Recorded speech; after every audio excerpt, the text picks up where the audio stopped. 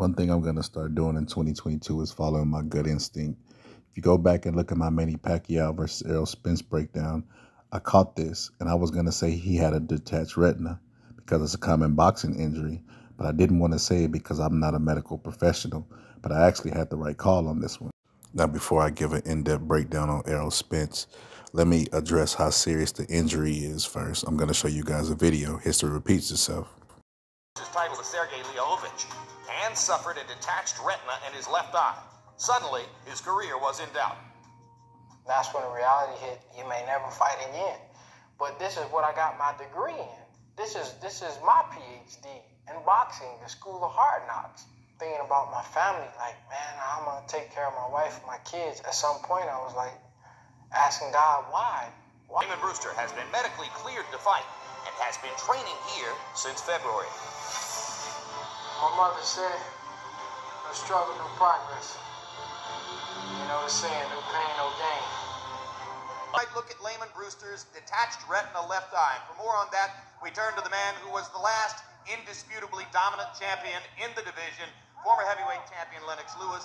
Lennox, Brewster acknowledges he's had 3 separate surgeries on that detached retina, 2 of them after his loss to Sergey Lyovich a little bit more than a year ago. But he says that he would be fighting this fight even if his vision were endangered by that circumstance. What does that attitude tell you? Well, it shows you that he's got perseverance, he's got real focus, that it doesn't matter if he gets blinded or anything, he still wants to be a champion.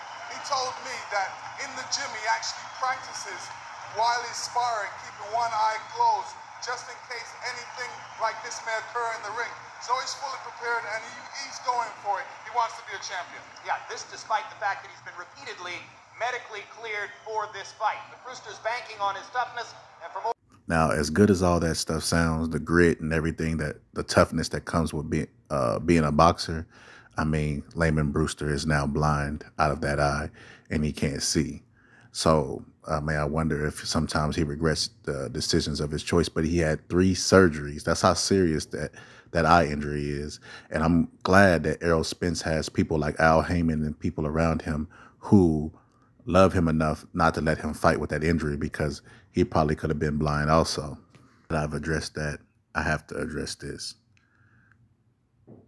The people that love him enough not to let him fight with a detached retina should also tell Errol Spence there are no gimmies in boxing. Did he not learn anything from Deontay Wilder versus Anthony Joshua? Those guys thought that they would meet again and still be undefeated. And what has happened? There are no gimmies at the elite level of boxing. You're playing chess with your flesh, like I always say, and you're at an elite level and anything could happen. You can get clipped with a shot you don't see, and the rest is history. I mean, this Spence fight with Ugas, like I told you, I'm going to start going with my gut because I should have went with my gut on the eye injury, is going to be an upset, in my opinion. It has all the recipes for an upset.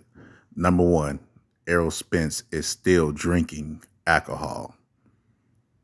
I don't know if you guys ever had any experience in dealing with an alcoholic, but it's really, really troublesome. And they have a lifetime battle with that. They don't just quit. You know, it's not just as simple as willpower.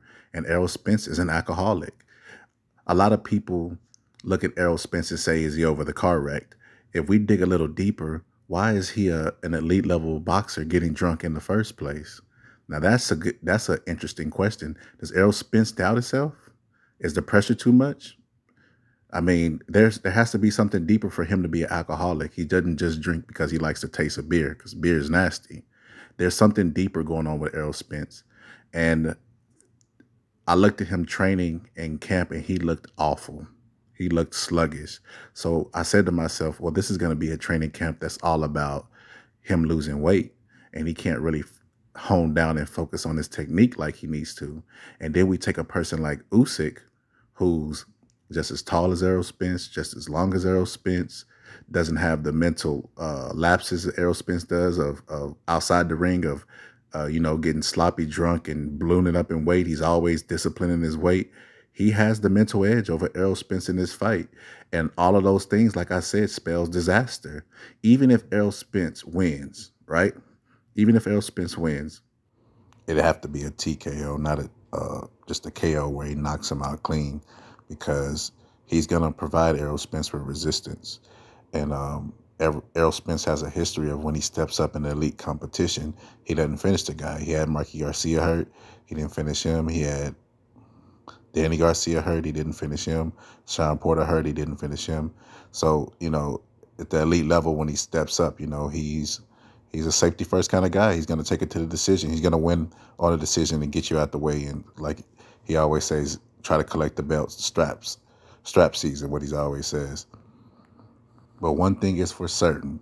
Now, predicting fights are hard to do because, you have a lot of tangibles to, consider, and you never know what a fighter's feeling on that day. It might be an off day at the office. So that's pretty hard to predict.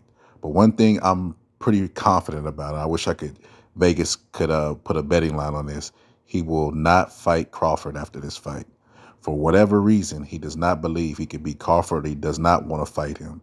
And that, like I said, that doubt might have a lot to do with why he drinks a lot. I don't know if it's childhood trauma, whatever. There's something going on to why he drinks a lot, but he will not come close to Crawford. You know what he's going to do? He's going to go and meet with Crawford and price himself out, because he's going to say, I'm the unified champion. I deserve a bigger split of the purse. And Crawford's not going to go for it. He's going to say, see, guys, I told you he was scared of me. I'm going to move on from this fight. He does not want to fight Crawford. The only reason I don't just run out and put the whole house on Ugas is because I've seen Ugas in previous fights get hurt by straight punches, and Errol Spence's knockout blow is straight punch. His best punch is straight left. So that's the only reason that I'm giving Errol Spence a chance in this fight, because, like I said, he's going to spend most of his camp losing weight, where he can't really focus on his technique with Derrick James and his game plan. So this is a weight loss camp. So, he's going to be mindful of that, and he's going to go in, trying to go to the decision, not trying to finish the guy, even if he have him hurt.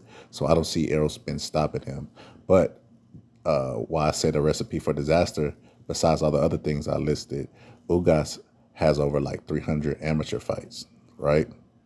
And I looked at him during film study.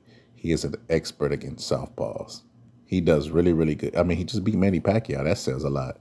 But he does really, really well against southpaw.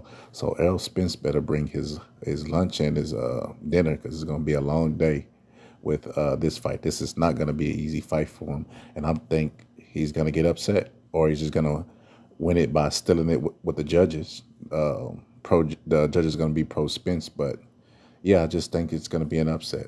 But anyway, let me know what you think. It's the Boxer Scholar, and I'm out.